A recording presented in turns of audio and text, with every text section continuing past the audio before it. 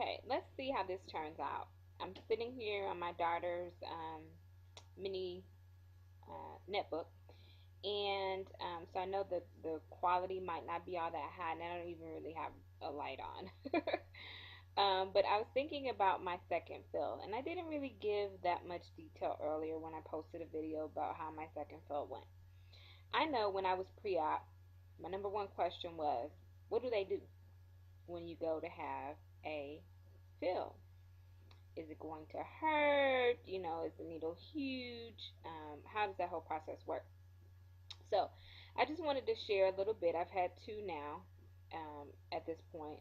And basically, when I go in, I lay down and everything's all prepped up after we have a conversation and decide, yeah, it's probably best for me to have a feel. Um, you get numbed first. So there's some numbing going on. So you feel a little poke from a needle for the numbing. And then there's some feeling around to feel exactly where your port is. And when you do this, they ask you to put your hands behind your back. Well, this is how my surgeon and the physician assistant did my second one. And so then you sort of just pull your head up, which tenses your stomach muscle, and then it makes your port sort of raise a little bit, and then that way they can feel it real good. My surgeon didn't mark. I don't believe he put a mark, but the physician assistant, he did do a little pin mark right where he was going to inject the needle. And so then, it's like you wait a few seconds for that numbing stuff to kick in. And then they go with the little bottle of saline solution and they put the stuff in the needle. And I think he just sort of got like 5 cc's and then he put it, stuck it in my stomach. And then what they do is they pull all of the fluid out. And so he's like, did you see, did Dr. Lee let you see the pretty blue color? And I was like, what pretty blue color? And so he's like, raise up and look at it. So I'm raising up. There's a needle sticking, the whole little syringe thing, whatever, hanging out of my stomach. And in fact, it was a pretty blue color. It was a very pretty blue color.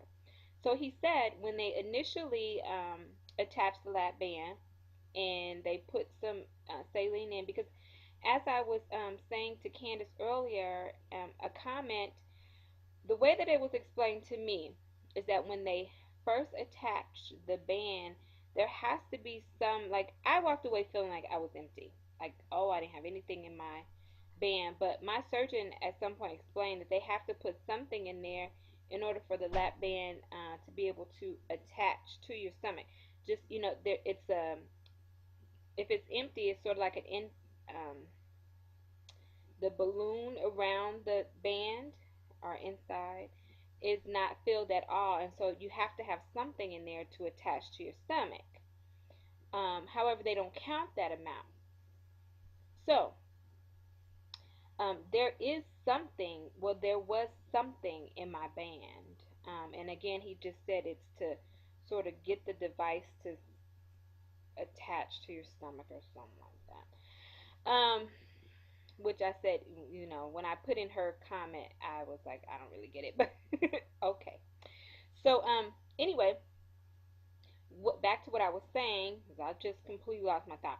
But he said, once they put that initial sort of saline in and they fill the band up and take the saline out before they attach it, they put a couple drops of dye in.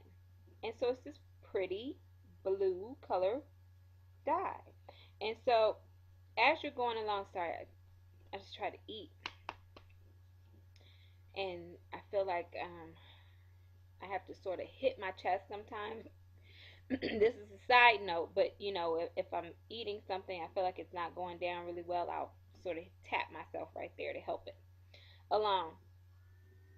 So excuse me for that. But he said, sometimes people feel like, oh, my band is leaking, my tubing's leaking. I don't feel like I have any restriction at all. There's no fluid in my band at all whatsoever. And so when they go to pull that fluid out and you see that pretty color in that syringe, that sort of is like, you do have something in there. So I like the whole little pretty blue saline that's in my band situation. Anyway, another thing that Paul pretty much shared is if I get into a situation where I've tried to eat some protein and I can't eat it, like I made a hamburger patty at some point between my first fill and my second fill, and I couldn't get it down. And so I sort of swore off, I'll never eat that again.